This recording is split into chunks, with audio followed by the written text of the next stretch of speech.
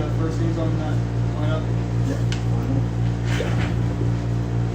Okay. That pencil. Everything's falling off. Fall apart. Yep.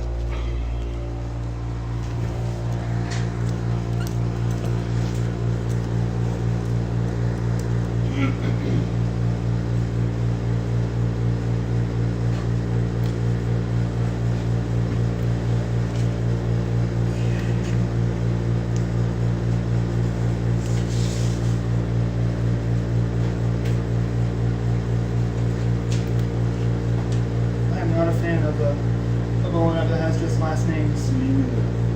There's only one thing worse. Exactly. One that has one first name. Yes.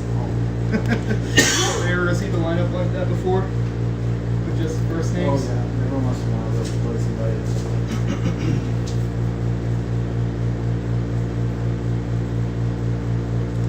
And here we are from Tootie Parsons Memorial Stadium here in downtown Crane, Missouri. On about a high 70, mid to high 70 May day here, like I said, in downtown Crane, Missouri. Adam Smith joining you guys here on the Ozark Sports Report YouTube channel. You're going to be seeing the Crane Pirates take on the Blue Eye Bulldogs. Bulldogs coming in at 8-8 on the year. Last I saw, they beat Seymour in their last game. Crane fell to Billings, at Billings. That was supposed to be a Crane on Wednesday. From what I saw, the field was flooded, I believe, Monday night into Tuesday morning. But the sun did its job. This field is looking pristine here on this Friday evening. Sorry for the tripod falling to the ground at the start of the stream. You know, scrambling to get this game or get the stream going. You're going to be seeing Lane Howard on the mound. And we'll be just about ready to get things going here from Tootie Parsons Memorial. Those are things. Leading off top of the first for the Bulldogs. Number 4, the pitcher, Joseph Fegans. So it'll be Joseph Fegans to the plate for this Bulldogs team. Bulldogs in the SWCL, Pirates in the GOC. So a familiar matchup between these two teams. As you know, Crane used to be in the SWCL before they transitioned to the GOC. That first pitch coming in, outside and in, or downstairs and in, excuse me, ball 1. Next pitch from Howard, he swings and hits that one on the ground to the shortstop. Shortstop does not make a throw. We got ourselves a base runner. Batting second, the center fielder, number 3, Riley Snowden. So Riley Snowden is the second man in the Bulldog lineup for tonight.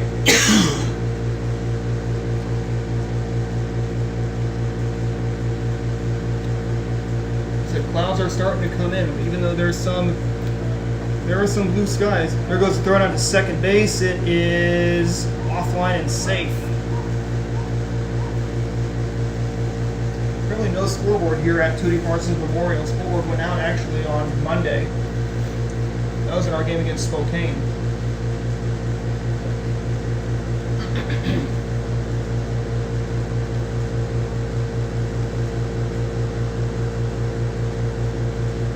Howard's pitch to Snowden is going to be swung on, and that's going to be lined and caught there by the second baseman Lewis, and there's one out here in the top of the first. And we'll bring in our third man in the Bulldog lineup. That is Braxton Bell. Batting third, number 23 catcher, Braxton Bell. Braxton Bell digs in, batting from the right side for this Blue-Eyed Bulldogs team.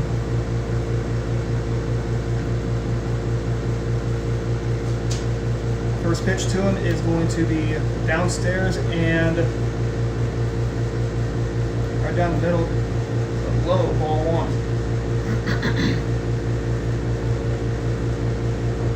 Cardinals are out west in America's finest city, San Diego, California. Excuse me, there was a throw down to third, but he will be safe. They're at third.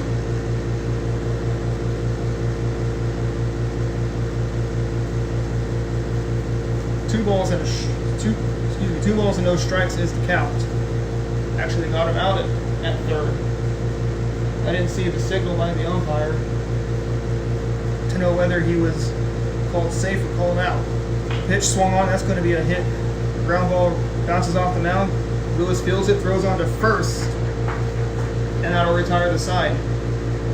So nothing up for the Bulldogs as we head to the bottom of the first. No score between Crane and Blue Eye.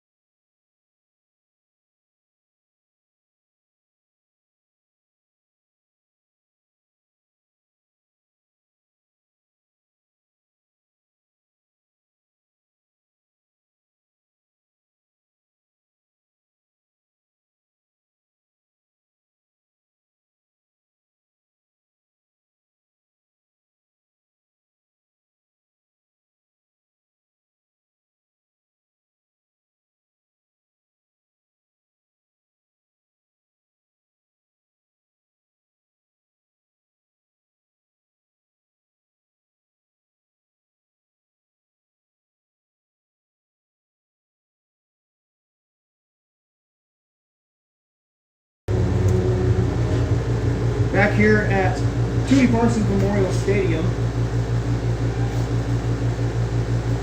here in Crane, Missouri. So I got the most recent games that Blue Eye played. They lost to Fordland 10-0, and then they beat Southwest 9-8 in 9 innings, and then they also beat Seymour.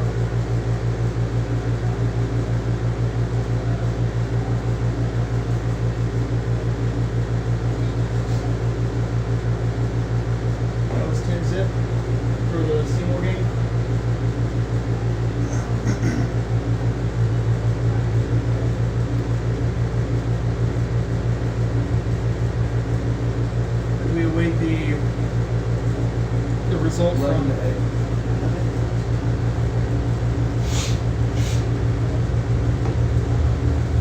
So 11-8 was the score between Seymour and Blue Eye. Blue Eye winning on top, or Blue Eye coming out on top.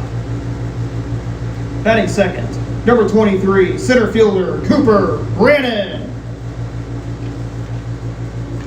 And yes, we are getting close to the end of the regular season of this high school spring baseball season. Doesn't feel like we're getting close to districts this year. Flown by.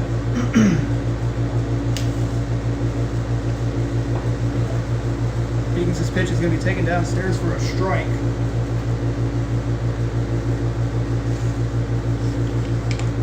And it's 0-1. Pirates, like I said, they lost to Marionville, lost to Spokane, lost to Billings. Billings, it was 11-1 at Billings. Spokane, that one was a 16-0 thrashing that the Pirates had to suffer. And then 16-4 against Marionville last Friday. Swing and a miss on a drop third strike. There goes the throw down to first. And there's 2 away.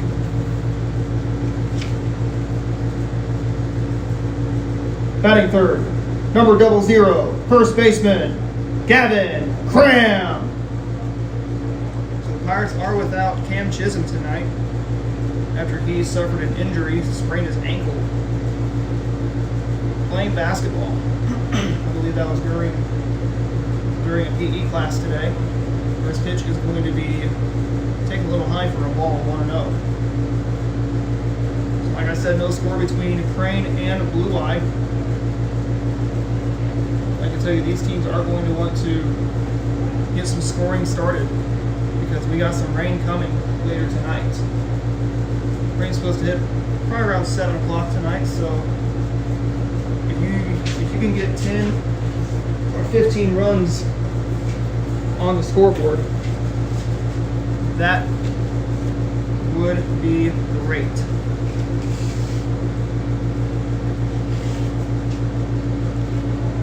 Two out bases empty between Blue Eye and Crane as that pitch is hit in the air, going to be fielded by the center fielder there in Snowden, and that'll retire the side. So nothing for the Pirates as we head to the top of the second, no score, Crane and Blue Eye.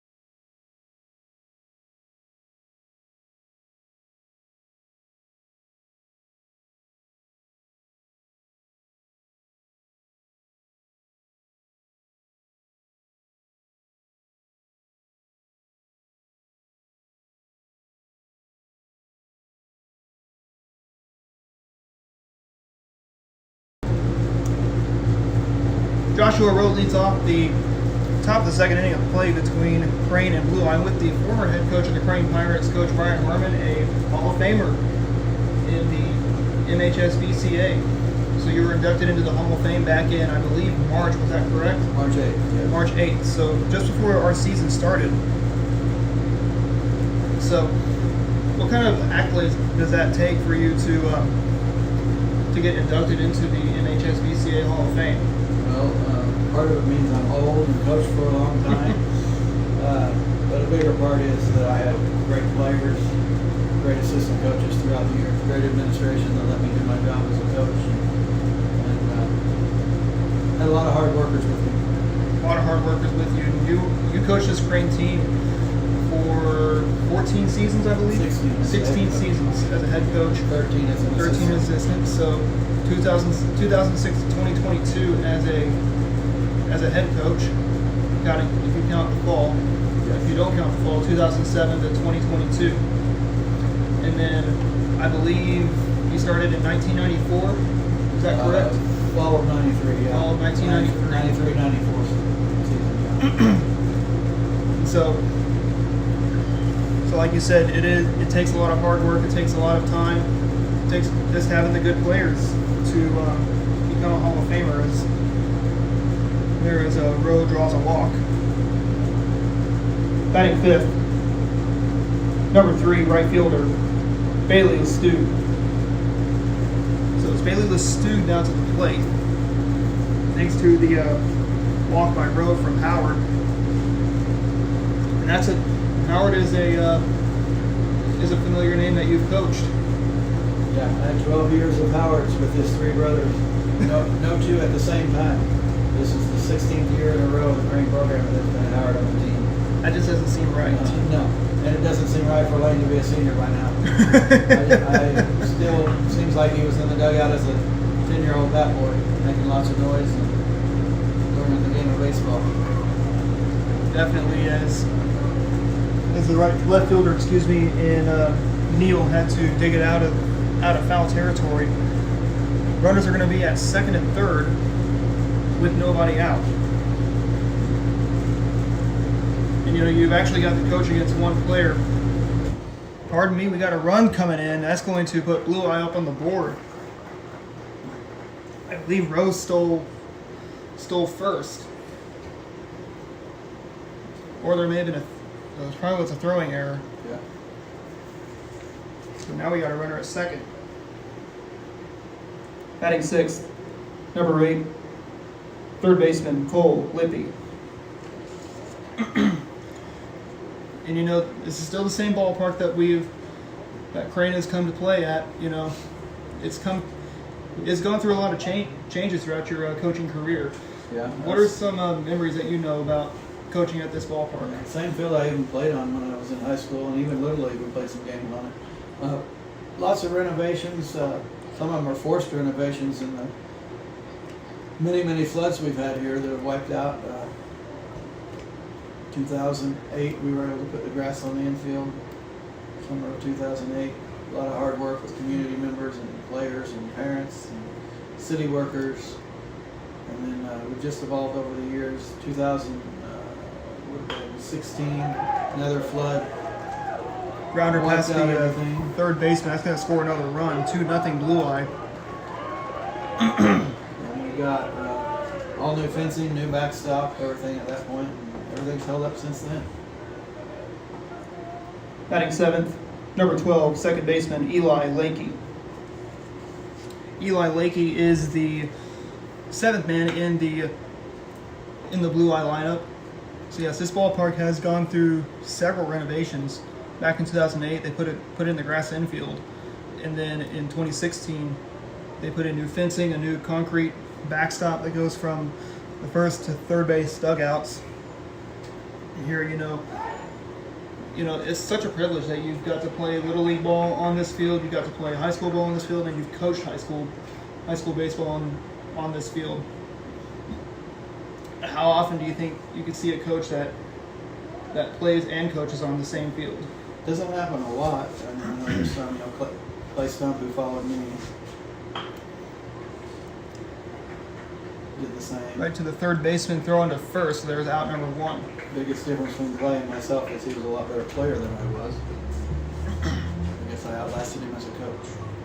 Batting 8th, number 10, first baseman, Caden Snowden. And it was, and like I said, you got to coach against a former player back in 2019, I believe. I was actually against my my older brother, who was coaching at Gainesville. Yes, Jacob Smith.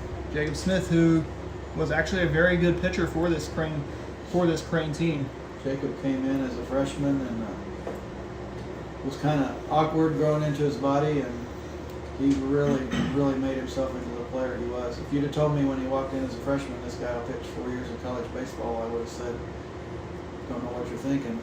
But Jacob, between the work we put in with him, but mostly the work he put in on his own and listening to us and all the coaching staff and just buying in. And he was academic all-stater, which tells you that he was a student, a good student at school, but he's also a great student in the game and developed into what he became as a pitcher. Pitched some big games for us, had some growing pains early as a sophomore, but really came around by the spring of his sophomore year, and then by his senior year, he was one of the guys you won on the mound with the game on the line.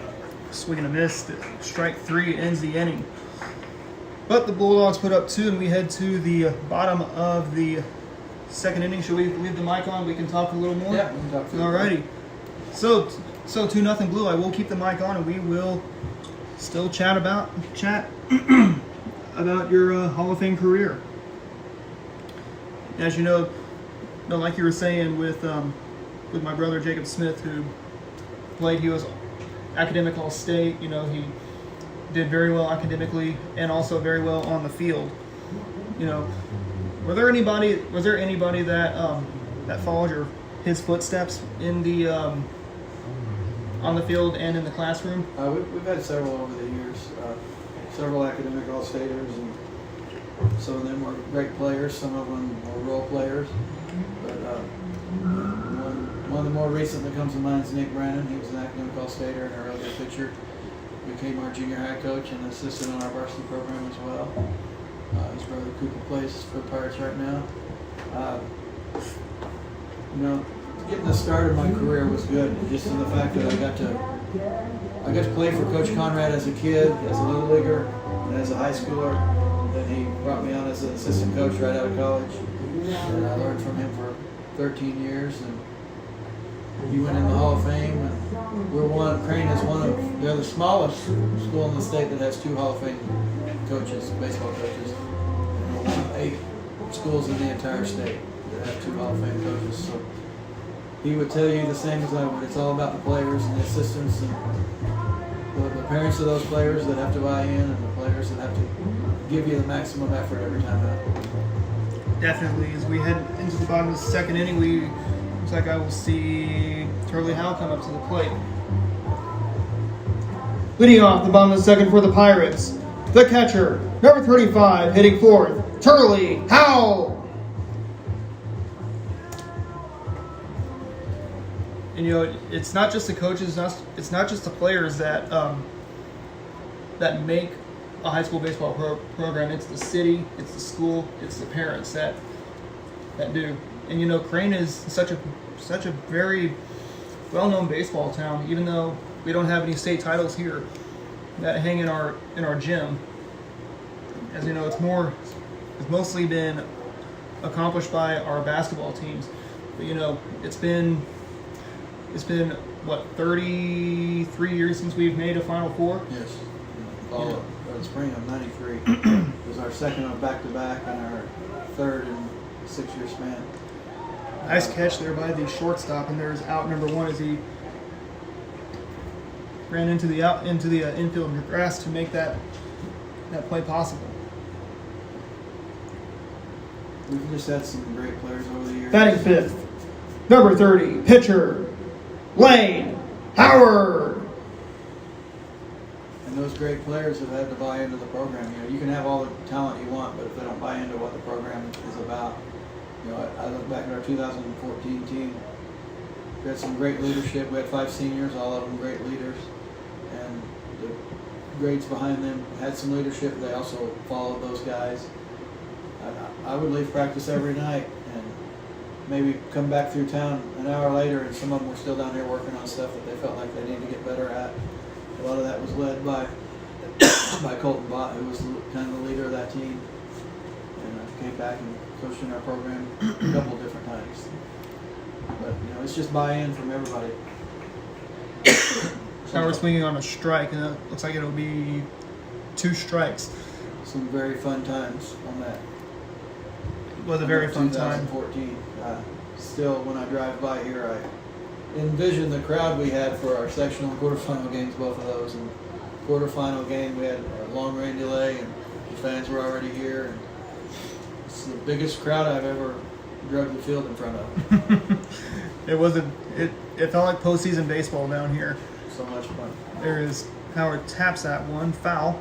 When the district assignments came out this year, I looked, and Purdy is 2 districts away from us. All those years we shared a district, and Coach Hughes and I were talking just earlier this week, and we were saying, back in those years when us and them were both really good, I said, could you imagine if we'd have played a state quarterfinal like Crane or Purdy against each other? He said that would have just been amazing to see. Batting 6th, number 28, second baseman, Rhett Howell. And now it's Rhett Howell to the plate. You've had a lot of accomplishments and a lot of successful years, and unfortunately you had some down years as well here at Crane, which every coach is going to experience that. Not every season is going to be, you're going to go like 20-something and 0 or 20-something and 1. You're going to have those down years. What is some philosophies that you have taught your players, whether it's during a down year or it's during an up year? Well, it's a process. If you're winning, sometimes it's harder to coach those teams. Batting 7th, number 10, third baseman, Jaden Lewis. Because when you're winning, you're coaching those teams, and sometimes they get a bigger sense of themselves, of what they are, and you got to keep that in check. But sometimes your losing teams that don't win a whole lot are also the ones that you can go out and you can see improvements every single day. My last year coaching, we had graduated 10 seniors from the year before. It was a rebuilding time. Started a lot of freshmen. We only won 1 game in the fall, 1 game in the spring, but our team improved every day. And of our losses in the spring, well over half of them we led at some point in those games, and we just didn't have the pitching depth to finish off some games. But those guys really improved. We faced Purdy in the first round of the district tournament, gave them all they could handle. We were a 2-2 game going into the 5th, and kind of their pitching kicked in, and we kind of ran out of pitching. But it's just the fun parts of being with a group of kids that improve every day. It is a fun part of being around with a group of kids every day. The crowd doesn't always see the practices that go on. They always come to the games and they see, the stuff that players work on. They try to make the plays perfect.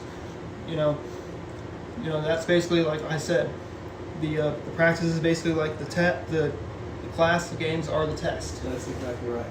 I always thought, practices, or I tried to, for our program, to be this way. Practices are for coaches, games are for players and parents.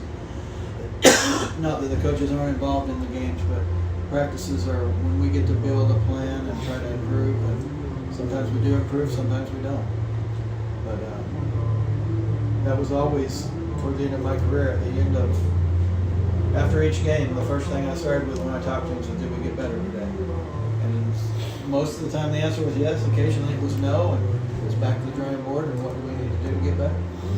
Definitely. As we head on to the top of the 3rd inning, clouds are coming in, and that's something baseball coaches, baseball players do not want to hear. Yeah. Is the clouds are coming in, which means rain is on the way. These two teams are trying to get this game in. Blue has only scored just 2 runs. Sometimes you don't need to just score your runs in bunches. As you know, you can just go out there and pitch, not give up anything and not score anything. Yeah, it's sometimes the days like this when you know rain's on the way, you play tighter because you think, oh, we got to do this, and we lose sight of what we're really out there to do. This number 2. Leading off top of third for the Bulldogs.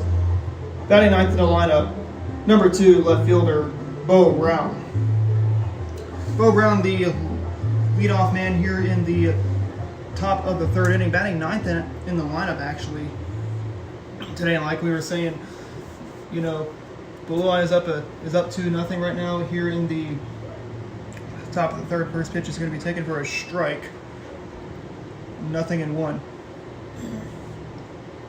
Now you play teams from, I don't know, all over the state of Missouri, I believe.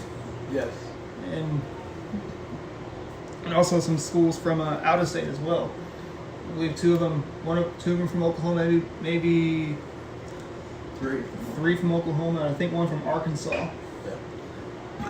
Hit on the ground to the second baseman, throw to first, and there's a quick one out.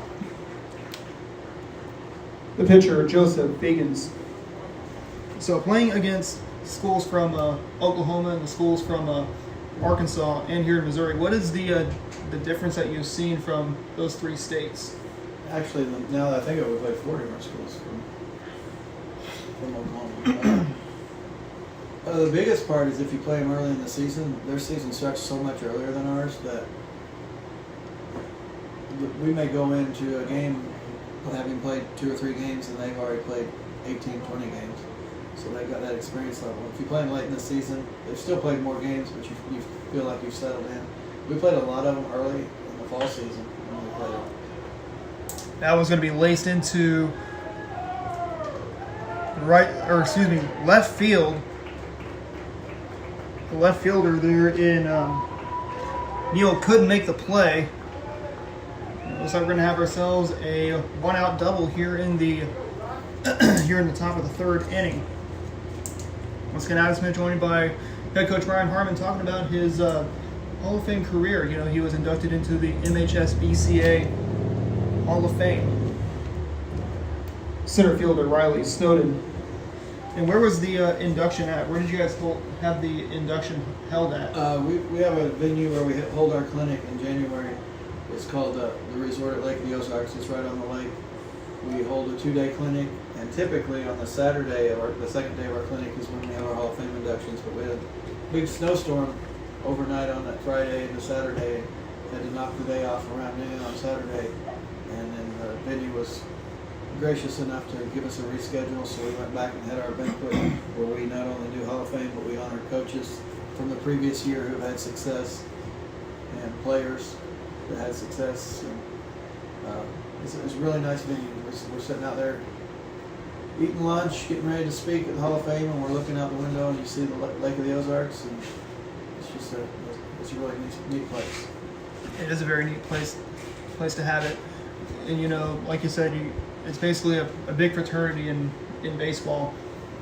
You know, in your former conference that Crane was in, the SWCL, we were talking between the between the top half and the bottom half of the first.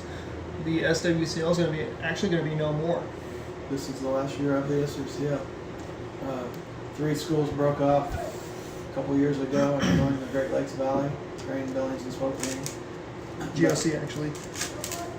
GOC, Greater Ozark. And then the 4 remaining teams stayed in the SWCL, and then they've split off. 2 of them, Southwest and Purdy, going back to the Ozark 7 where they were before. Galena and Blue Eye joining the James River Valley Conference, which is a new conference that will be formed this coming school year. So lots of changes. SWCL's been around, I know it since the 1930s, because Crane had a 1932 SWCL championship. So, and it's taken different shapes and forms over the years. You know, Reed Spring used to be in it, Maryville used to be in it years ago, even before my time in high school. Hurley was in it. Forsyth, Clever, Hollister, Blue Eye, Clever, Billings, Spokane. Sparta. The list can go on and on. Yeah. There was a fly out, looks like, to the first baseman, I believe. Yeah. Catcher Braxton Bell. And you mentioned the fraternity of coaches being in part of the Missouri Baseball Coaches Association. That's why we were able to go all over the state and play teams. We meet coaches and we set up games. You know, every other year we'd go to Russellville. They'd get another team. We'd play a couple games. Then the other years Russellville would come here and we'd find another team. So it was because of that. Charleston came up and visited one year and started our season. Just a lot of coaches all over the state that we were able to hook up with. You know, baseball's a game where you play at the highest levels. You play the same teams over and over, but sometimes in high school you want to get out and play some different teams. It was always a fun time. Exactly. You get to play some big schools and some smaller schools and schools that are not in your areas. That pitch is going to be looped into, I believe that was shallow left center. That's going to score another run. There for the Dogs. Like I said, everyone is trying to beat the rain tonight. Shortstop Joshua Rowe. I believe I've left some of my truck windows down, so we have to wrap this interview up after this half inning. Probably. Don't want to return to a wet truck. That is for sure. Probably should get home and get my pool covered too. Don't want dirty water in there. Right. And my pool has not opened yet. Not open. Not yet. I mean, May's been cold, been back and forth. Throw down to second, he is safe. We had a lot of warm days in January and February that we could have been in our pools, and then I got mine open in March and I've barely been in it because it's cool weather. Actually, Christmas Day this past year was in the 80s. We could have been in our swimming pool. It felt like we were in Florida. Had they been open. And like you were saying, you know, schools play schools from like other parts of the state. You know, they play bigger schools, smaller schools. Yeah. Like we would match up with like say Hollister sometimes, Cassville, Reed Spring. We never played Republic. I don't know if we played Republic or not. If you played Republic. Early in my head coaching career, we used to go to a tournament at Republic when they played at Barnhouse. Us alone at Republic in Cassville would go. And we'd go over and didn't win a lot of games in it, but it made us better in the middle of the spring. I remember Coach Quigley at Republic. We'd always play Republic the first night, and then he'd tell me after that, said, your team gets better every night you come up here. So that was always a compliment. Definitely is that. You know, Coach Harmon, you had a very, very long, illustrious career here at Crane. I can tell you, you've brought in a lot of role models. You know, you have made or become a role model to coaches that are coming into this game. You know, this game is not always easy. It's always going to be hard. It's going to be tough. You know, what would be your words to any coach that wants to come coach high school baseball here in Missouri? It's a dogfight every night in Missouri. Even the small schools that you think, they may not have a very good team. Sometimes, you know, we go over to Hurley, which is a lot smaller than us, and they beat us sometimes. And sometimes when we were way better than them, they play us close. And you just got to be prepared. You can't come in and say, oh, well, we're just going to practice a couple hours a day, and then I'll ride out of the lineup. You got to know your kids and build those relationships so those kids will work hard for you and come up with a good game. Pleasure to have you on here today to talk about your long illustrious career. You know, like I said, you're becoming a role model to coaches, and you know, hopefully they can follow into your footsteps. That's the goal. I appreciate everything you do for Pirate Baseball. For sure. So we'll turn off our mic. We'll be back here in just a few seconds for the bottom of the third, halfway home. The score is, I believe, 4-0.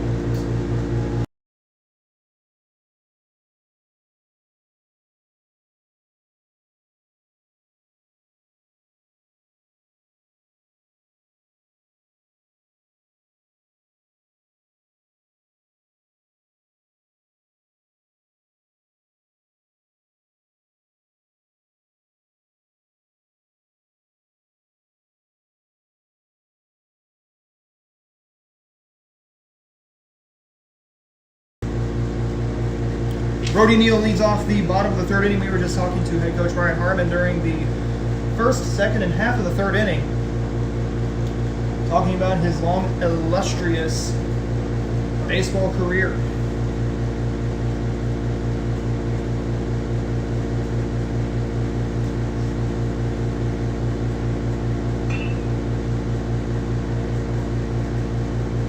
Like I said, we're trying to beat out the rain here as Neil will ground out to the, line out to the second baseman. Batting ninth, number 5, right fielder Logan Lance. And now it's Logan Lance to the plate. Pirates trailing 4-0 here in the bottom of the third inning of play. Still, like I said, no scoreboard here at Crane. Scoreboard problems have been something that we have been dealing with here at Tootie Parsons Memorial here in downtown Crane, Missouri. Hopefully we can get both coaches Chase Howerton and Jeremy Mullins on with us before we wrap up the spring season on Tuesday.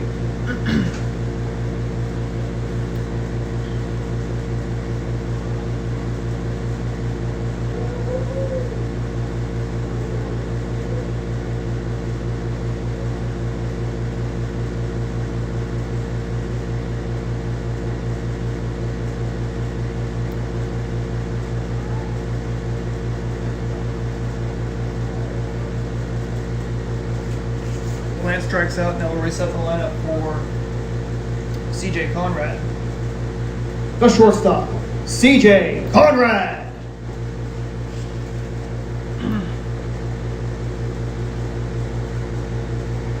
CJ Conrad leads off digs back in. I think he grounded out his last plate appearance back in the bottom of the first inning.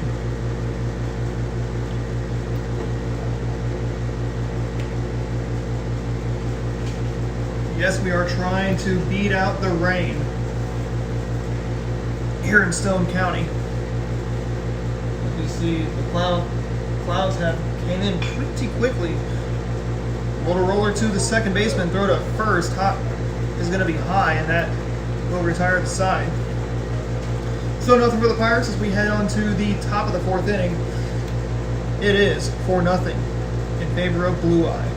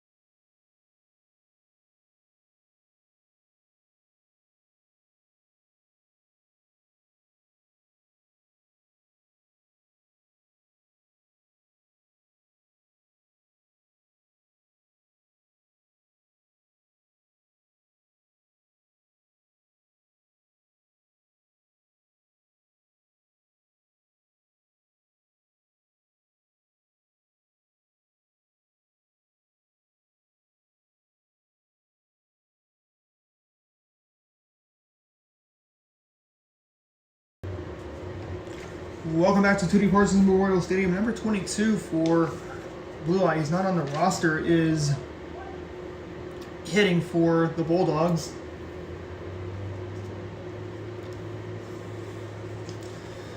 The first pitch from Howard is going to be taken upstairs. Here for a ball, 1-0.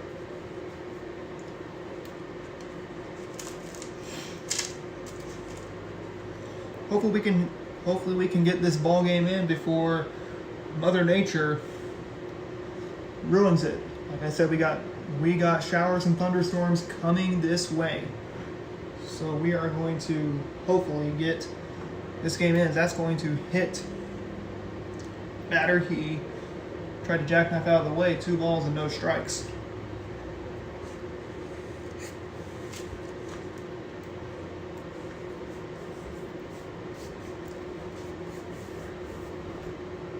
Pirates are looking to snap their 5-game losing streak.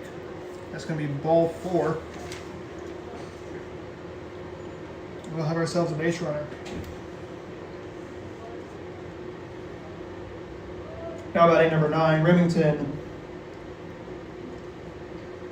Atchison. So the Bulldogs putting in their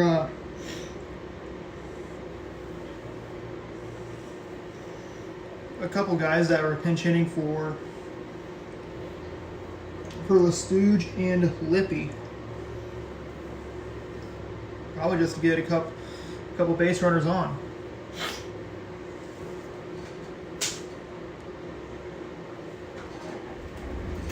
Let me tell you, those clouds came in fast and they came in hot.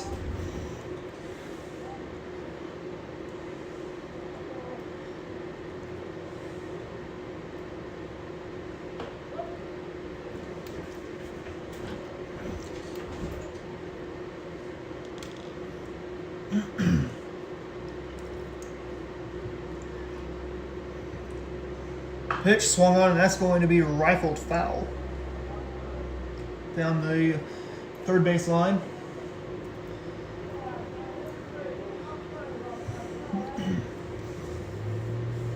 Like I said, no working scoreboard here at Tootie Parsons Memorial. But it's 4-0 in favor of the Bulldogs from Blue Eye. The pitch from Howard is way outside. There goes the runner there down to second base. He's in safely. So Lippy actually is the...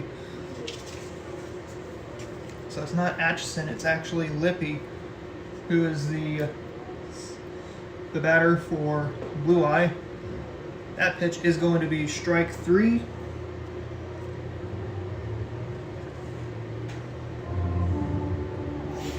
That's out number 1. Second baseman Eli Lakey. Eli Lakey is the new batter for the Bulldogs. He is the second baseman today. As that ball gets away from Turley, and that's ball 1. So the Pirates and Bulldogs are looking to beat out the rain that is coming. And hopefully we can get this game in sooner rather than later.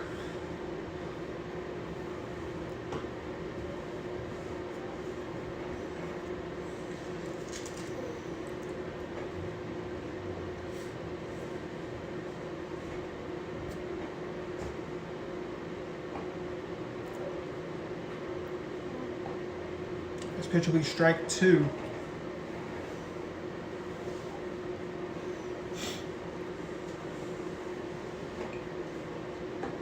Here to Lakey.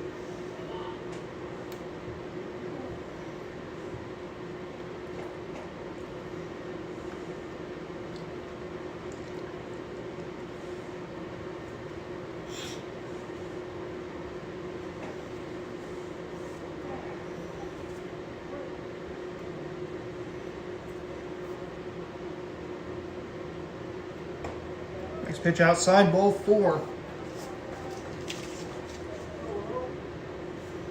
So Lakey will draw a walk, and that will bring in Snowden.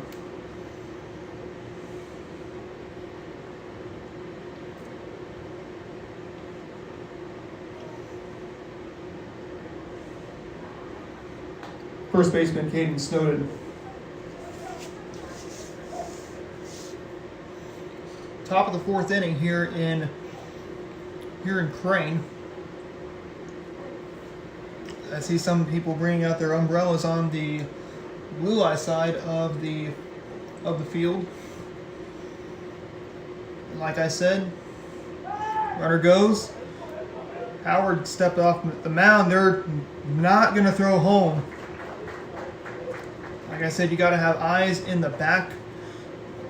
You got to have eyes all over your head, as that's going to plate a run. They do get a run out, but Crane had to sacrifice a run. 5-0 in favor of the Pirates.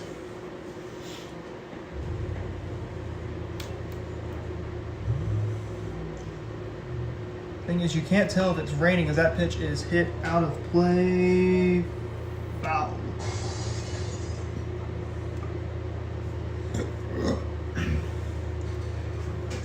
We're still playing on here in this top of the fourth innings. That pitch is hit right back to the screen. Foul again.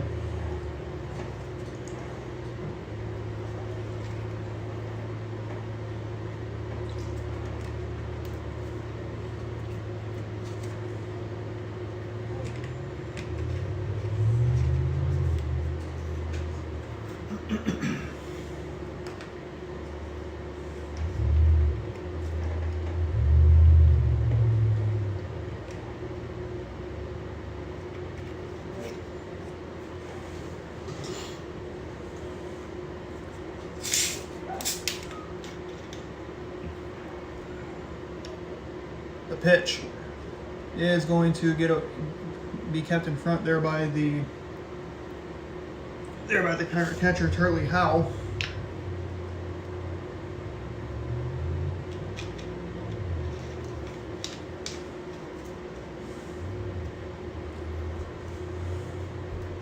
The pitch is going to be inside.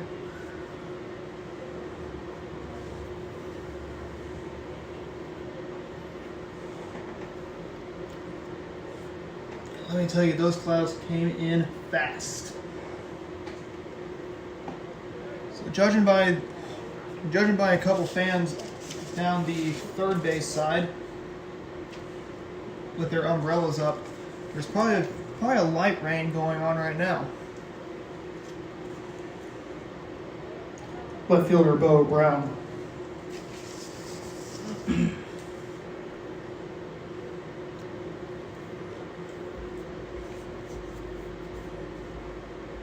So this is not a heavy rain, but it's more of a light rain.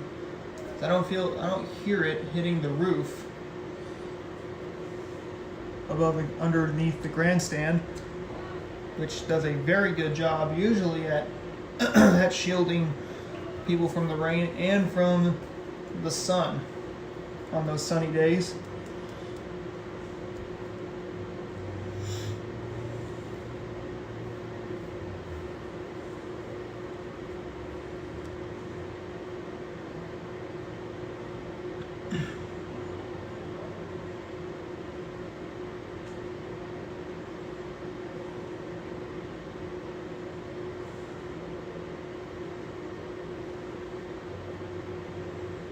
Pitch swung on, and that's going to be lifted foul, and that's going to end the inning, but not before the Bulldogs tack on another run. We head to the bottom of the fourth.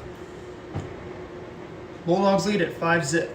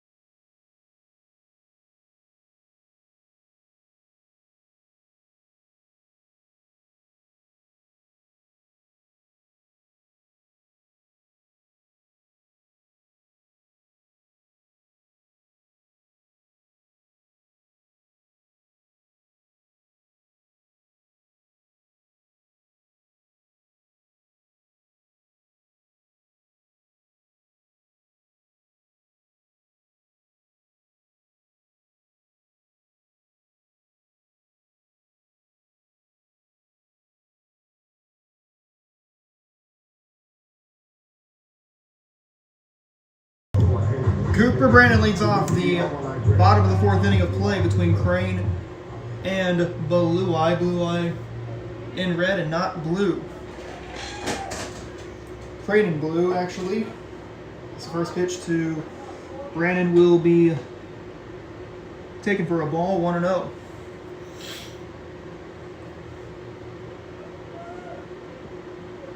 The pitch to Brandon is going to be taken inside for a ball. Once again, 2 balls and no strike.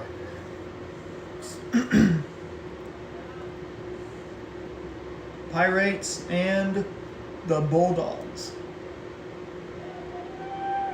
Definitely was an honor talking to head coach Brian Harmon and a Hall of Famer in the MHS BCA, the Missouri State High School Baseball Coaches Association. Looks like Cooper's going to try and bunt his way on. The pitch.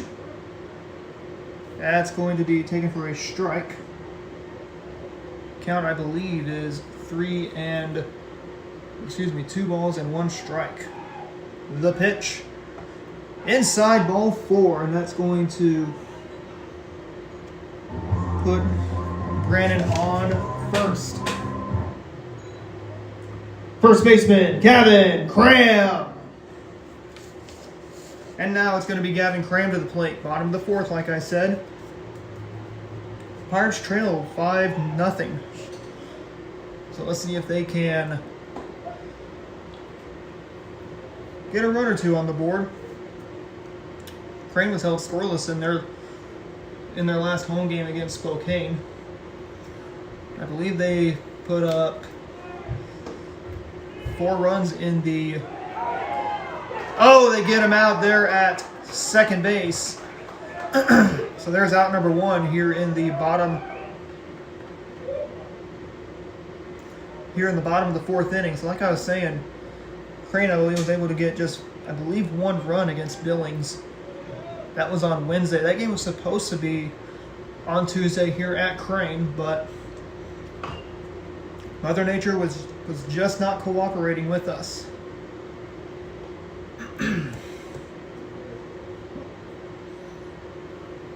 And it rained here, and it basically turned the softball field and part of the city park into a little bit of a lake. But like I said, the sun did a very fine job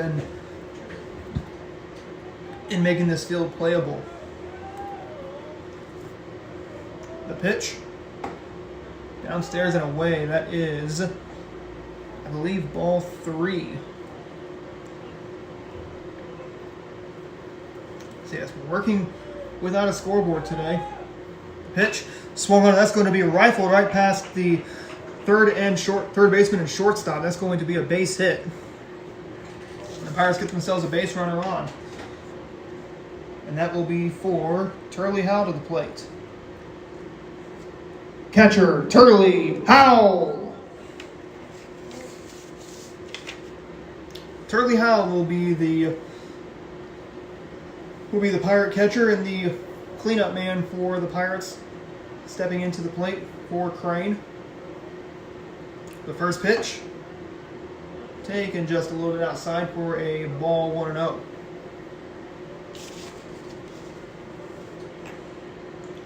Deegan's starting to struggle a little bit with control here in the bottom of the fourth inning. The pitch, swing and a miss, and the count is even at 1 ball, 1 strike. So like I was talking about with the Cardinals at the beginning of the broadcast tonight, take on the Padres. They are 22-15 tonight.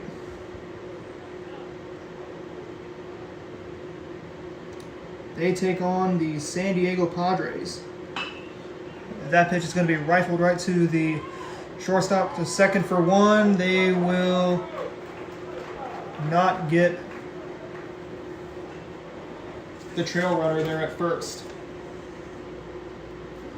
Pitcher, Lane Howard. So Lane Howard to the plate for the Pirates.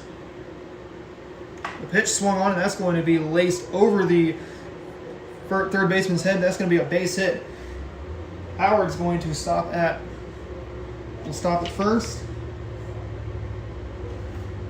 Charlie will stop there at second. Second baseman, Rhett Howell. Rhett Howell, the second baseman for the Pirates tonight. Trailing 5-zip as that pitch is going to go out of play, foul.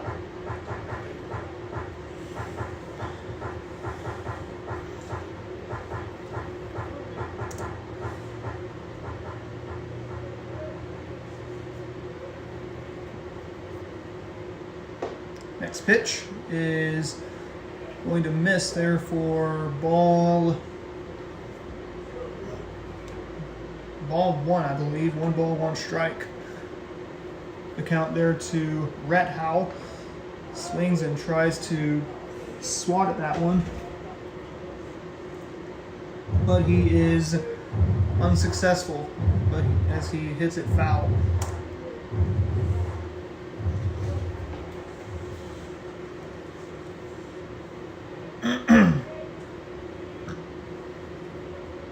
The pitch to Rhett.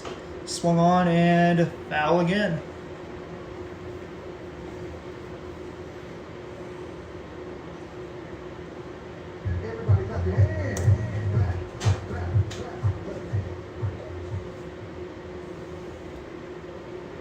Runners at first and second for the Pirates.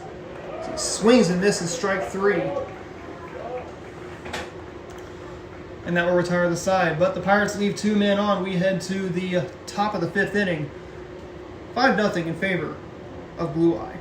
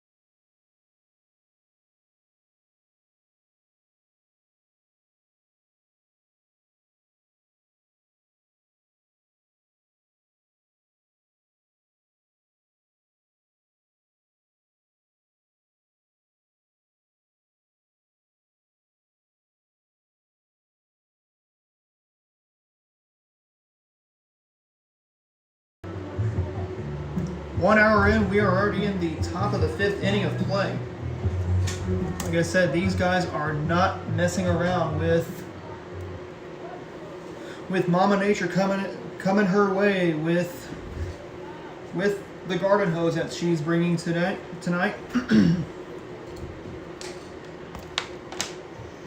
first pitch is going to be swung on and golfed into center field. Brandon doesn't have to move a step. And there's one away. Center fielder Riley Snowden.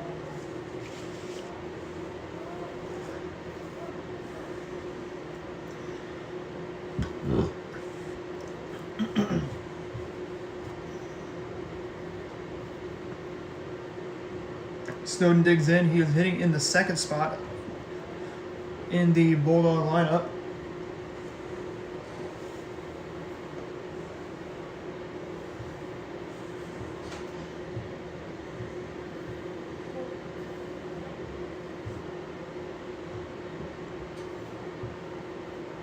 Like I said, rain on its way. If I was to guess where the rain is, that pitch is inside. I believe it's probably in Oklahoma.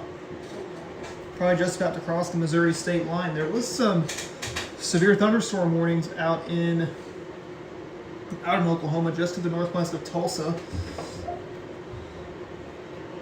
Yeah, it's just to the northwest of Tulsa. There's some severe thunderstorm warnings. There's some around Oklahoma City as well. Pitch inside, and that will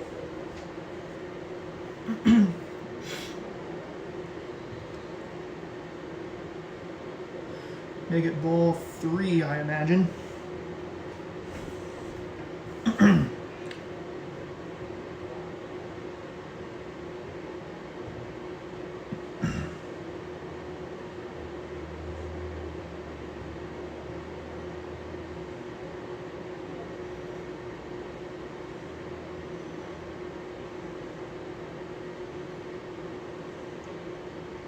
The next pitch, swing and a miss. I believe that is strike 2.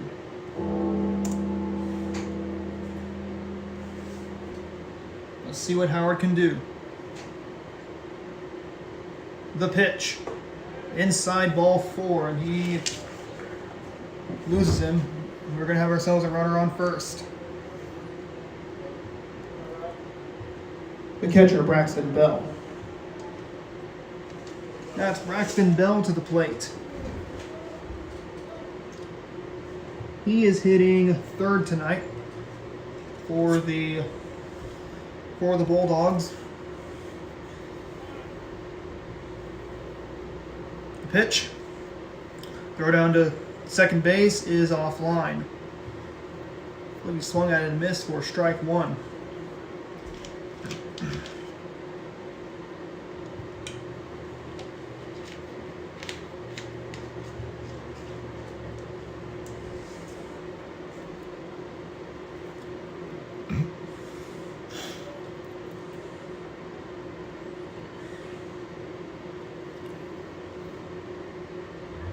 The pitch is going to be inside.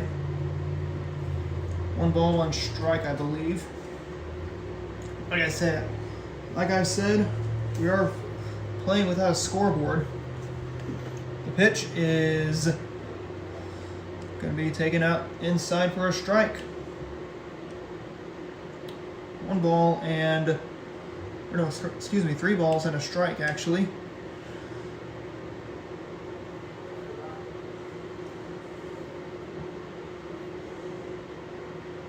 The next one runner is inside. There goes the throw down to third, and he's going to be safe. So the Bulldogs' third or sixth run, will loom on third.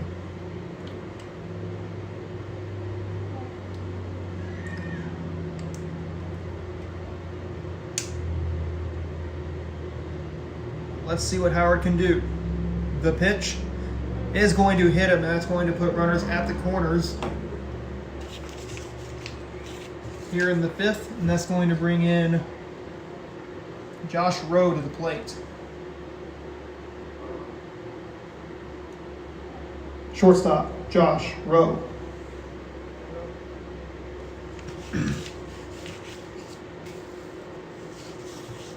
Josh Rowe, the batter for the Bulldogs.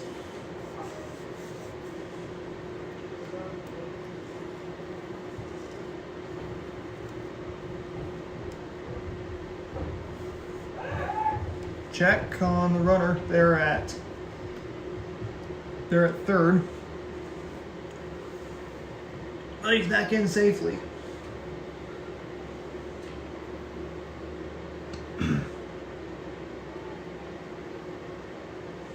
The pitch is going to be called a strike. 0-1 the count.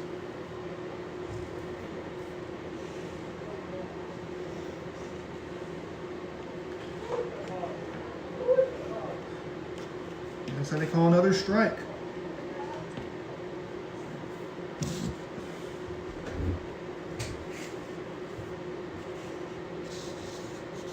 Next pitch. That was actually called a strike.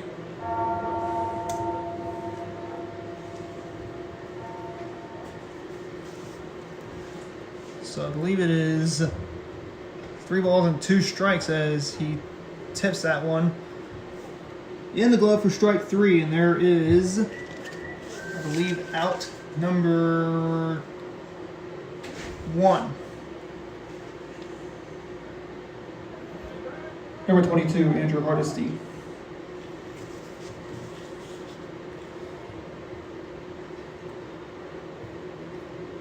First pitch, he swings and hits this one in the air to center field. Brandon will have it. For the final out of the inning, as we now head to the bottom of the 5th inning, it is a 6-0 Blue Eye lead. Correction, 5-0 Blue Eye lead.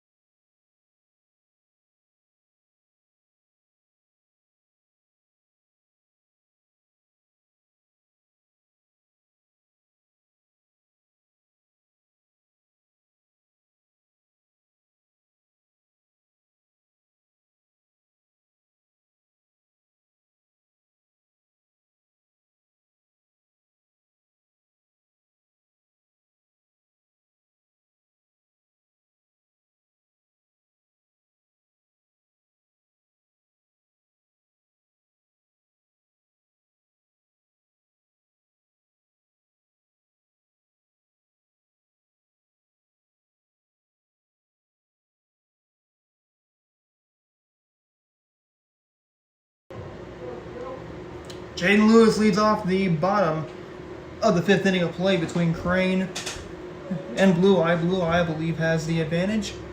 5-0. That's the score for the Bulldogs here in the bottom of the 5th inning.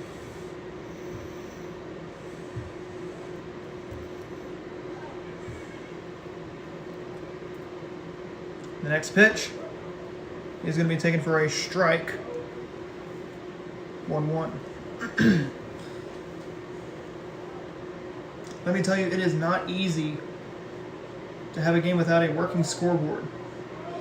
You're basically just trying to figure out what the score is. Is going to be a little ground out to the third baseman, out number 1. Left fielder, Brody Neal.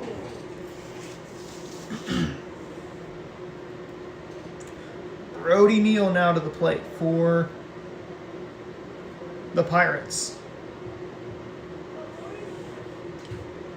The first pitch to him, as he swings and rifles that one into shallow center field. That's going to be a base hit there for Neal.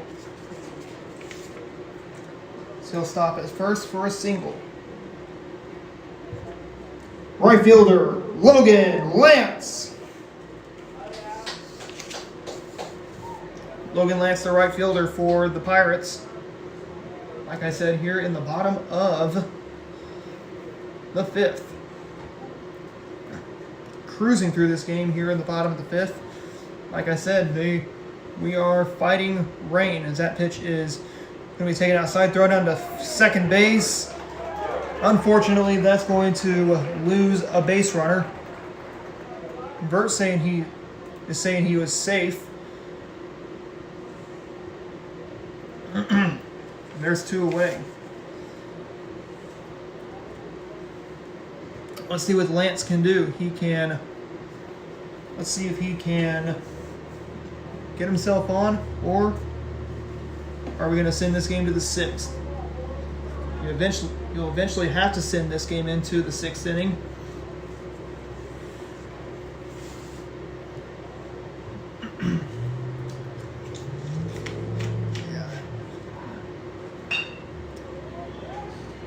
Grounder to the second baseman, throw to first. And that'll retire the side.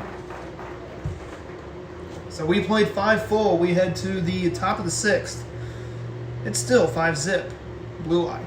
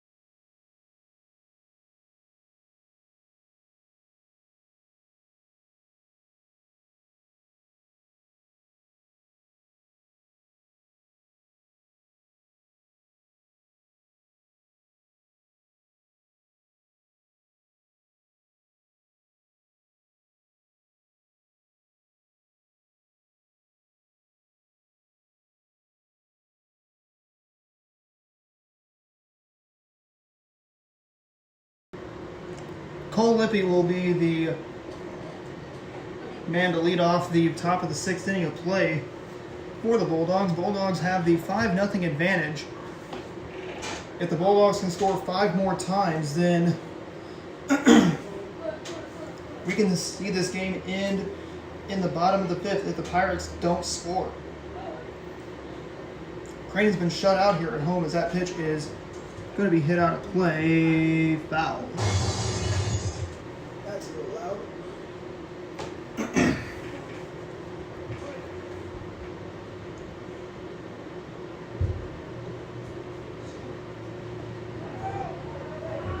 That pitch looks like hit Lippy, and that will bring in Lakey to the plate.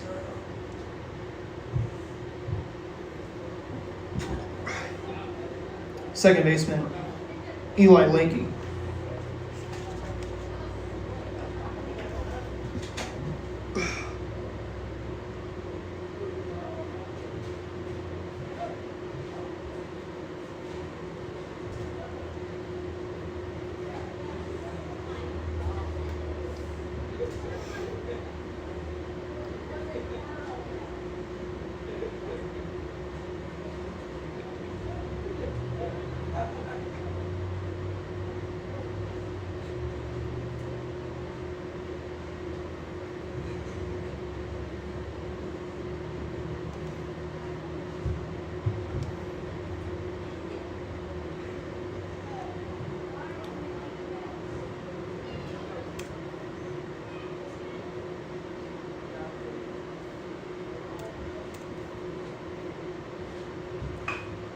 Swung on. That's going to be over the third baseman. That's going to be a base hit. Hickey will move the runner. He trades places with Lippy, and it brings in Snowden to the plate. The first baseman, Caden Snowden.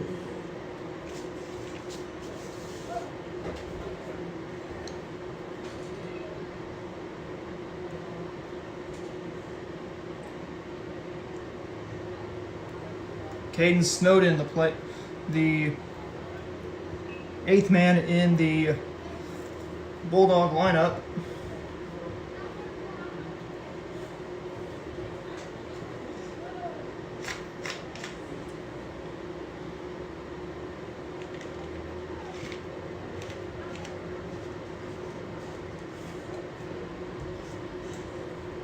The pitch is going to be bunted.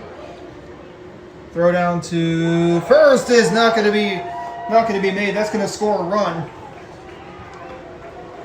And the runners will have to stop at second and third. That's going to make it now a 6-0 Blue Eye lead here in the top of the sixth. Left fielder, Bo Brown. And now it's Bo Brown to the plate for the Bulldogs.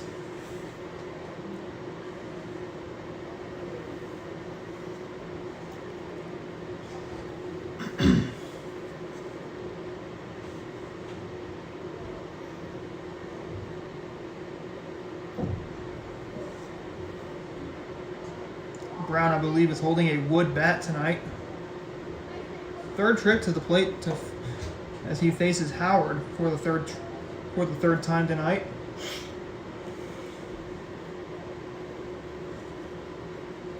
Bulldogs have the 6-0 advantage. Brown represents the ninth run at the plate.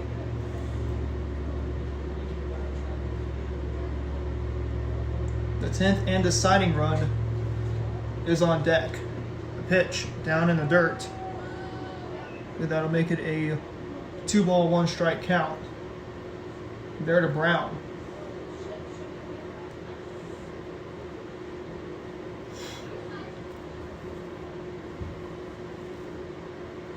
The pitch from Howard is going to be swung on and hit out of play. Foul. Deep foul territory here at Tootie Parsons Memorial.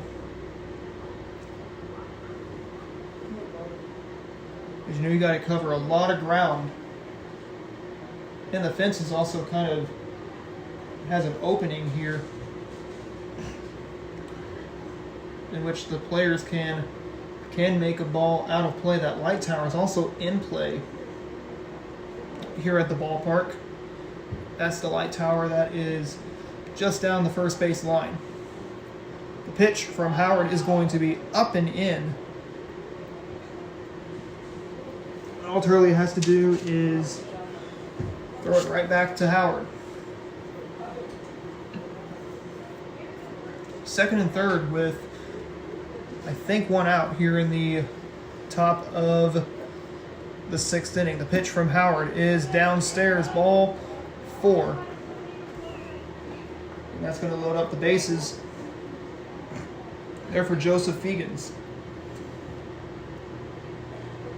But not until we have a mound visit by Coach Vert. He's going to talk things over.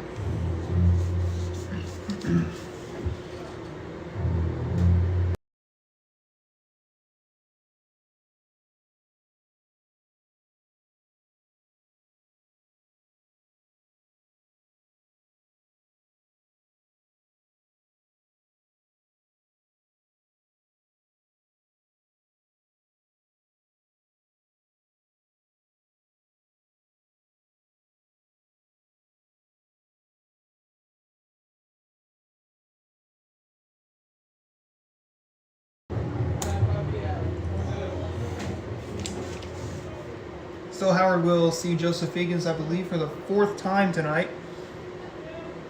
If Higgins is going to look to clear the bases. He is the game-deciding run as the Bulldogs lead it 6-0 here in the top of the sixth. And like I said before, we are fighting the rain. We are trying to beat the rain here tonight.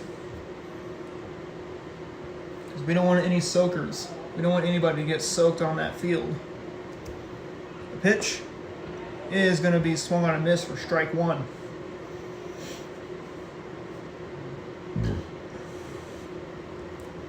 Nothing in one to count to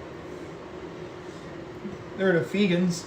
Swung on, and that's going to be in the air. Who's going to get it? The second baseman Lewis has it for out number one, I believe.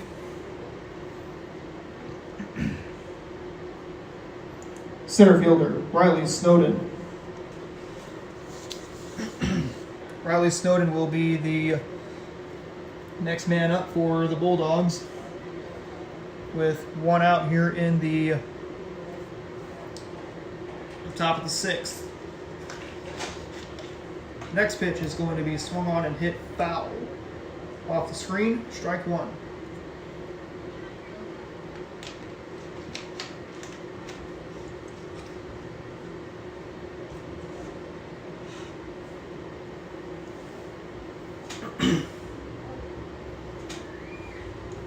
The next pitch swung on and golfed right to the third baseman. He throws the first, run scores, and there's out number two on the ground out, and it's now 7-0 Blue Eye.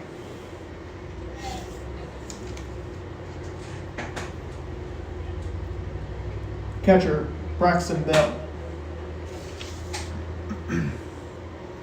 Braxton Bell is the catcher and the third man in the Bulldog lineup. The first pitch he watches is going to be an inside strike, 0-1.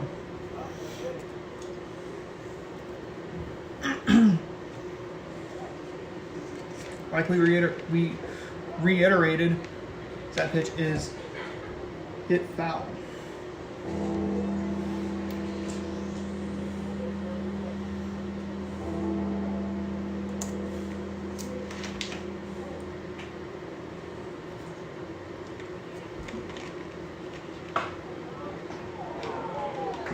Rifled right to the third baseman. That's going to be the final out of the inning. But not before the Bulldogs get another run. We head to the bottom of the sixth inning. Let's see if the Pirates can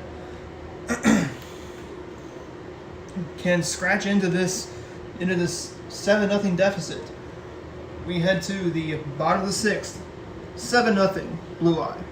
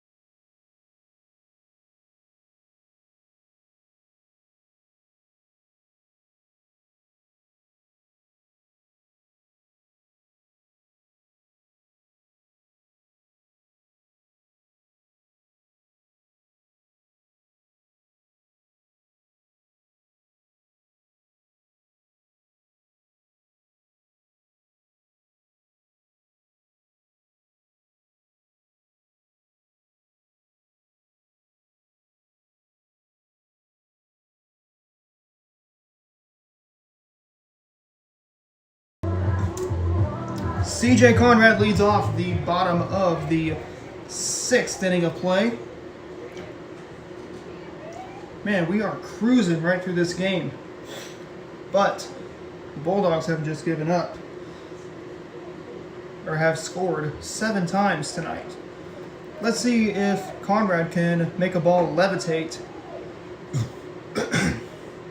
excuse me, possibly to the outfield fence or anywhere in the outfield grass.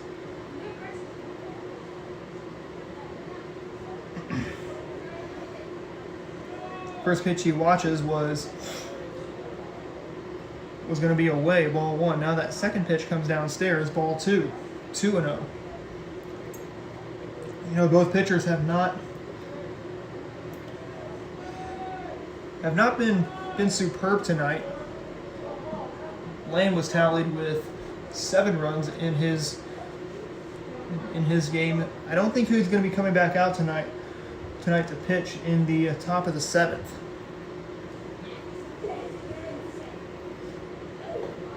Upstairs and ball 4. That will put CJ on. That will bring in Cooper Brannon. Center fielder, Cooper Brannon. Cooper Brannon now the second man to the plate here in the inning. Also second man in the lineup for the Pirates. Pirates' first run is on base there at first. That's CJ Conrad, who drew a leadoff walk. Conrad, I believe, has had 1 single today, and he was also thrown out at second base. That pitch is going to hit out of play.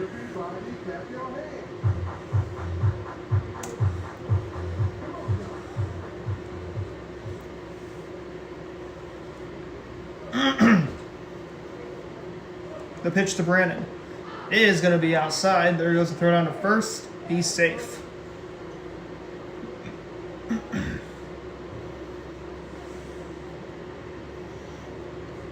In a situation like this, I wouldn't be surprised if Bert lets Conrad go for second. Pirates have had I believe 2 base runners thrown out tonight. Outfielders are playing a little shallow, especially that right fielder. That pitch is going to be right past the pitcher, but the second baseman will field it and throw down to first. That advances Conrad, brings in Gavin Cram to the plate. First baseman, Gavin Cram. Gavin Cram, the first baseman for the Pirates. He's got a runner in scoring position on second base. That's CJ Conrad, the Pirate shortstop. As the first pitch is going to be taken for a strike, or excuse me, taken for a ball, 1-0.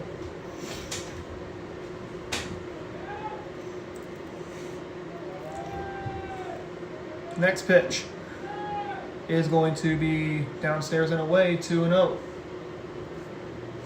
Fegans is, you could tell Fegans' arm could be getting tired. I wouldn't be surprised if we could see a pitching change by Blue Eyes. That pitch is going to be popped up out of play. That will go foul. So far, Fegans has not given up a single hit today as we work in the bottom of the 6th.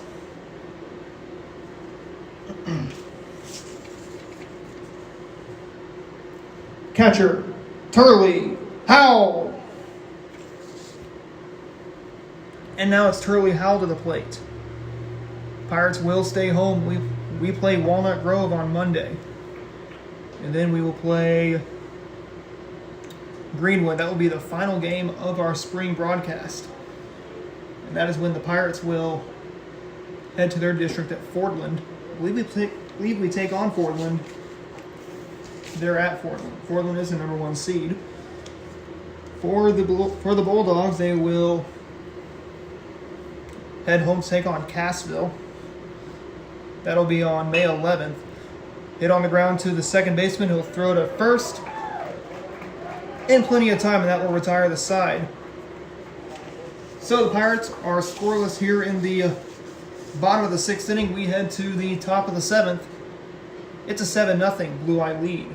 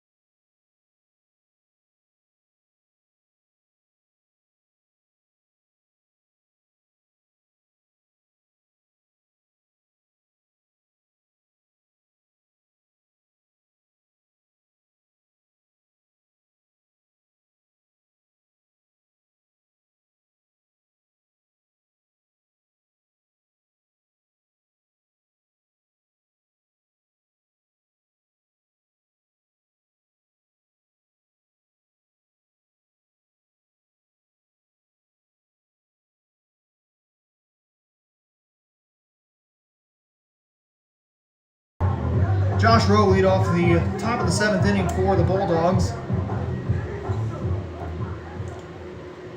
An hour and a half, less than an hour and a half in, we are already in the top of the 7th inning.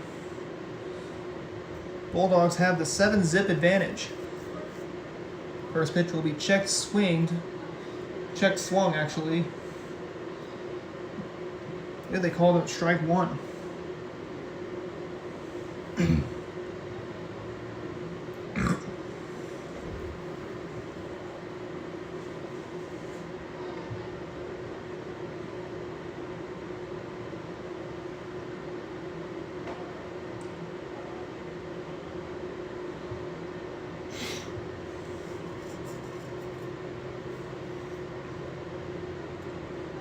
Ball and a strike to count. Next pitch from Howard is going to be swung on and chopped right to the shortstop. He'll throw to first, and with the outstretched glove, they get him for out number 1 here in the 7th.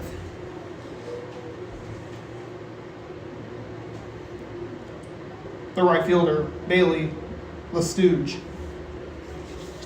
So I believe that's Bailey Lestouge, who's wearing 22 on the Bulldog lineup.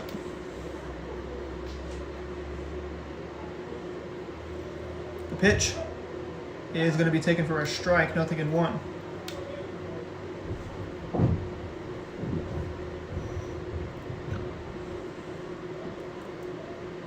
The next pitch, inside, ball 1. They're from Lestouge. despite Howard giving up 7 runs, excuse me, he's pitched into the 7th inning. We don't know if we'll see Fegans come out for the 7th. That's the bottom of the 7th. But we shall see.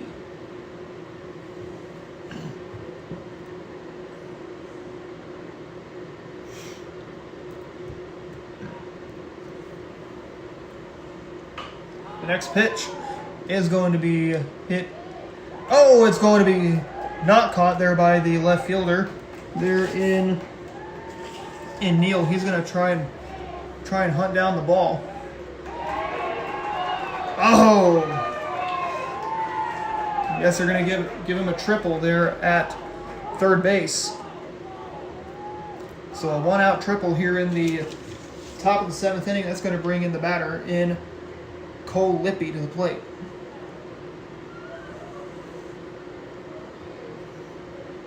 As we'll see, looks like Coach Lucas Vert come out. I think this will be it for. I think this should be it for Howard. Yes, it will be. So we'll step aside. We'll tell you who the new pitcher will be when we come back.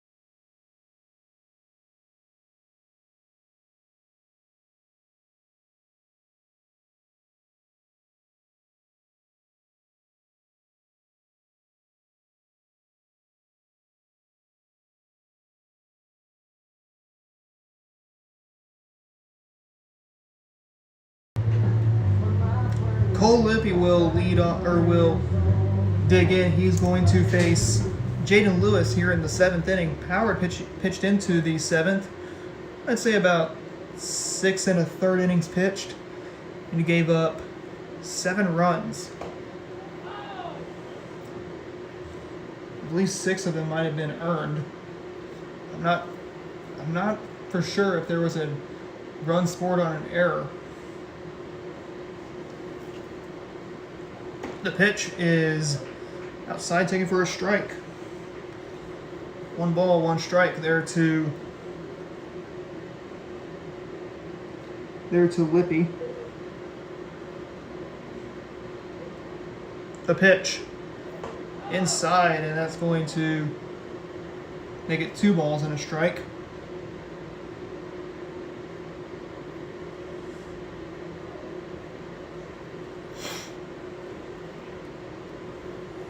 The pitch from Lewis is going to get away. That's going to make it 3 balls and a strike. But no, but that's going to score another run. 9-zip. Or pardon me. Yes, 9-zip in favor of Blue Eye here in the top of the 7th.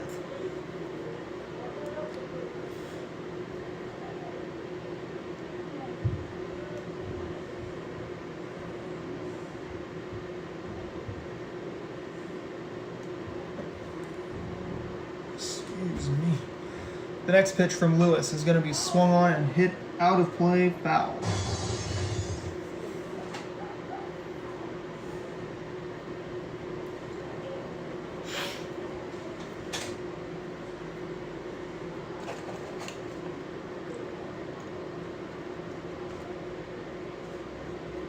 Next pitch, ball 4, and that will draw a walk here in the 7th. Let's see if, and that will bring in Eli Lakey to the plate. The second baseman, Eli Lakey.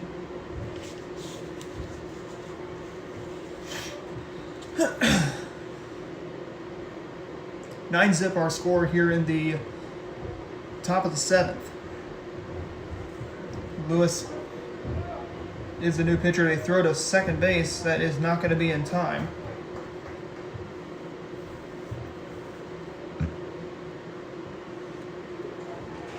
But it's one away here in the bottom of, or excuse me, in the top of the 7th inning. The pitch. Strike on the inside corner. That's 0-1.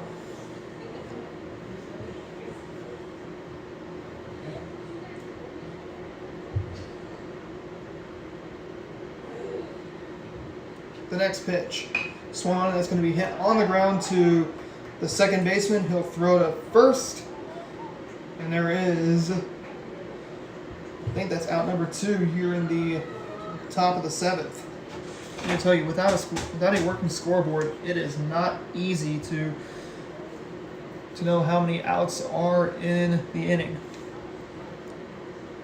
First baseman, Caden Snowden. Caden Snowden will be the man at the dish for the Bulldogs. I believe 2 away here in the 7th inning, excuse me.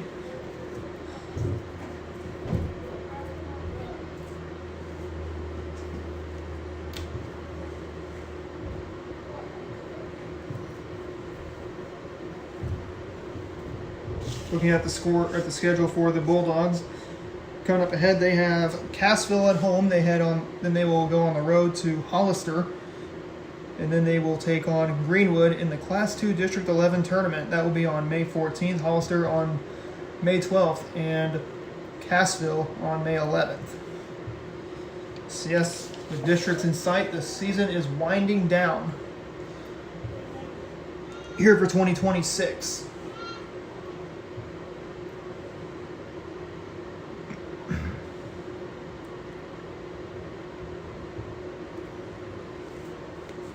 The pitch from Lewis is going to be inside. Ball 2, I believe.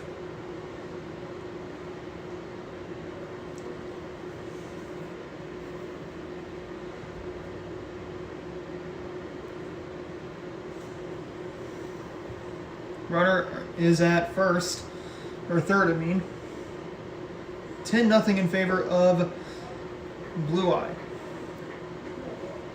Whereas Snowden swings and misses there for a strike. 2 balls and 1 strike, I believe.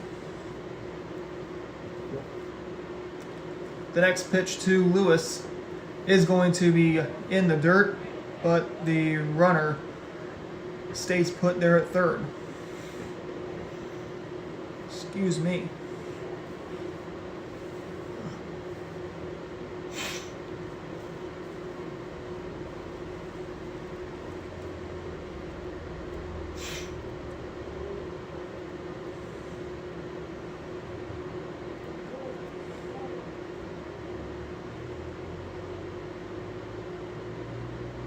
The pitch.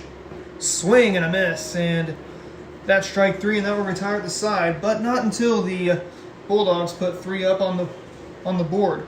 We head to the bottom of the 7th, 10-0 in favor of Blue Eye.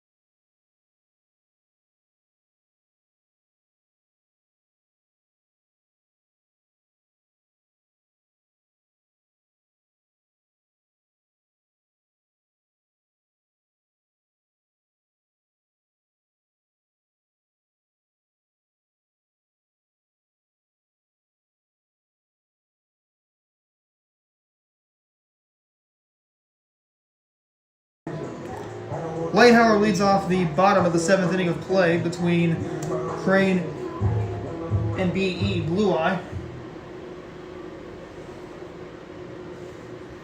Blue Eye's going to look to possibly get to win number 9 on the year. The pitch swung on in a little ground ball down the first base line. That's going to be called a foul ball.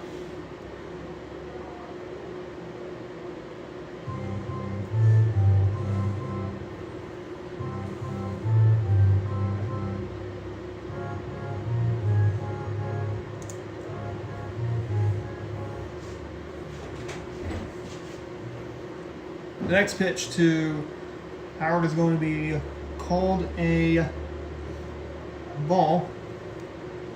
1-1. Howard digs back in. Let's see if he can get ahead in this count. The pitch hits another one, foul.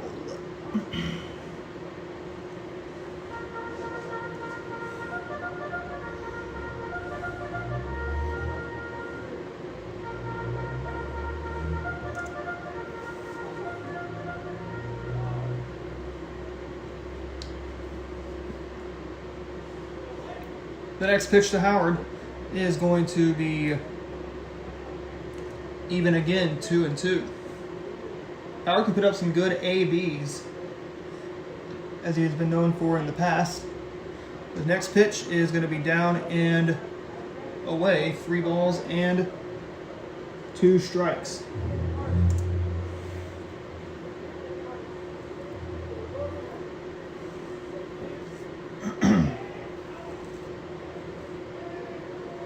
The 3-2 pitch to Howard. Swings and misses, and he is down on strikes. And there's 1 out. Second baseman, Rhett Howell. So Rhett Howell, the batter for the Pirates here in the bottom of the 7th inning. Pirates have just 2 outs to work with if they want to scratch into this 10-0 deficit under some cloudy skies.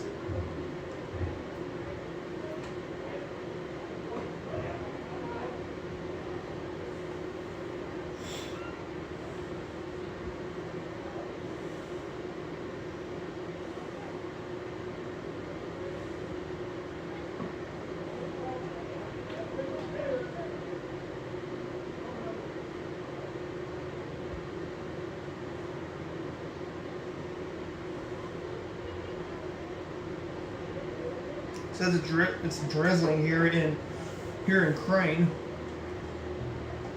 But hey, we're gonna get this ball game in just before the garden hose comes on. Mostly just spritzing raindrops right now. That pitch is going to be a hit on the ground to the shortstop, throw to first.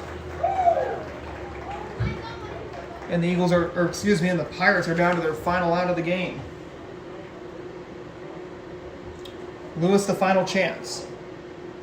The pitcher, Jaden Lewis. Jaden Lewis, the pitcher for the Pirates, who came in relief for Lane Howard back in the top of the 7th inning. Pirates are down to their final out of the contest. The first pitch is gonna miss just on the outside part of the plate. Ball 1.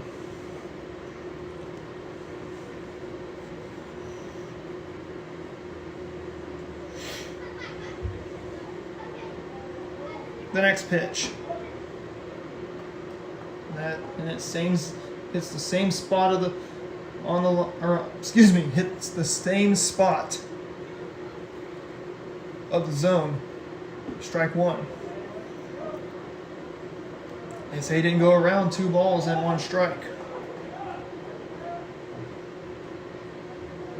Getting close to about 7 o'clock, right at 7 o'clock here on this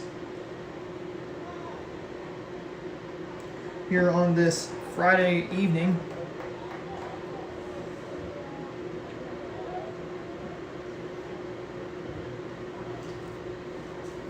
This batch of storms on its way. It's mostly going to be rain. By the looks of it, it's supposed to arrive around 8 o'clock because that pitch is outside. I believe that'll make it ball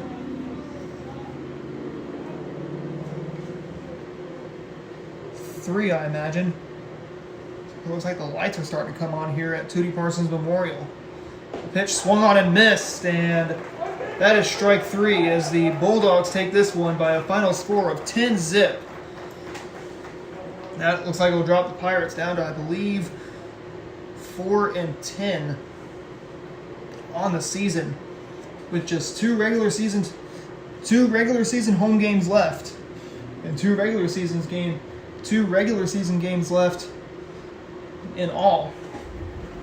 Pirates are going to look to get another win on the scoreboard. We will be back here on Monday as the Pirates will take on the Walnut Grove Tigers, but not before our post-game show, so don't go away.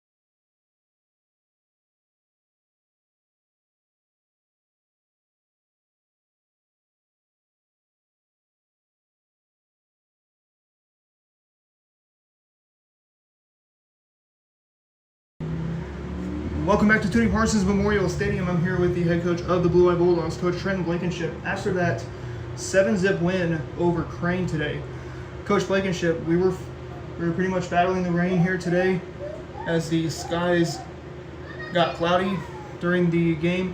What was your attack plan? What did you have going into this game against Crane? Basically a pitcher just attack with first pitch. That's one thing I've got into my pitchers' minds. Attack with that first pitch. It's always important. And also, first pitch you see in the strike zone, just take a swing, take a chance on it. Don't get behind, and give yourself the best chance to get on base. Just give yourself that best chance to get on base. Get in that pitcher's mind with that first pitch. Right. And let me tell you, that Crane team, they made it a little hard for you guys. They had a little bit of a lineup switch up. Their leadoff man was hurt before the game. So with a lineup switch up, what do you tell your team, your field and your pitching?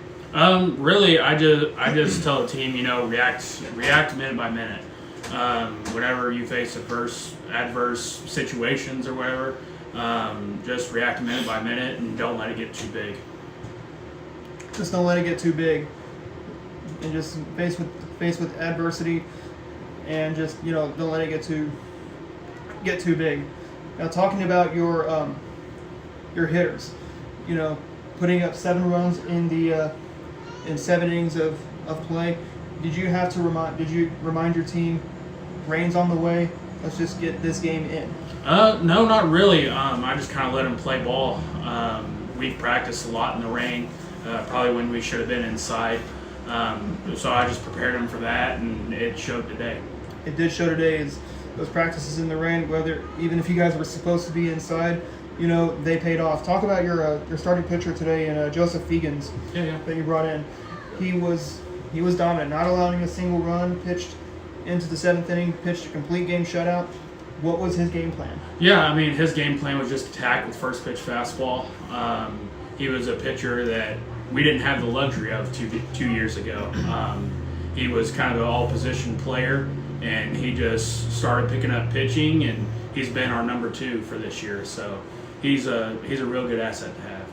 Very good asset that you guys had, and he proved it. He got you guys to now 9-8 on the season. Yes, sir.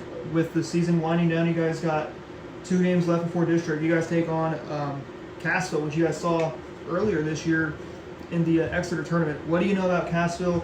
What was some things that you think they're going to bring in their next game against you guys? Cassville, it's a 4A school, so they're going to be pretty tough against us with us only being 2A. Just kind of the same game plan that we had against Crane. Just track that first pitch fastball and get ahead in counts, and we should make it work. If there were any final words you had to say to Coach Lucas Burt and Mark Burt of the Crane Pirates, what would your words be to both Coach Verts of the Crane Pirates after that 7-zip loss they had? I'd just say stick with it. I know I've known Coach Brian Harmon for a long time. I know that those are pretty big shoes to fill, and I'd just say stick with it. You guys always had a good ball team, always competed hard. I'm a Billings kid myself, as a Billings graduate, so I know Crane's always been a baseball school. Just stick with it, continue to get those numbers up, and continue to keep good talent on the field. Appreciate the time, Coach Blankenship. Congratulations on that win against Crane. As you know, the season's winding down. Hey, go get Cassville, go get Hollister, and let's see if you can keep your season alive when you take on Greenwood over at Portland. Yes, sir. Thank you, sir. Coach Trent Blankenship, as that will end our stream for the night. We got 2 more left as we will be back on the air here from Tootie Parsons Memorial Stadium. 2 more times we'll be on the air on Monday. That is May the 11th. We'll take on Walnut Grove, and then after that, it will be our final game of the spring season. We will take on Greenwood. That'll be on Tuesday, May the 12th. If you want to stay connected with us through when we are not on stream, our social media links will be in the description box below. Also, businesses, if you want to sponsor, the sponsor letter is also in the description box as well. For one final time, I'm Adam Smith from Dark Porch Sports saying so long from a cloudy Tootie Parsons Memorial Stadium. Have a good night, and weekend, everybody. We'll see you back here on Monday as we wrap up the spring season on both Monday and Tuesday. Monday first, when the Pirates will take on Walnut Grove. So long, everybody.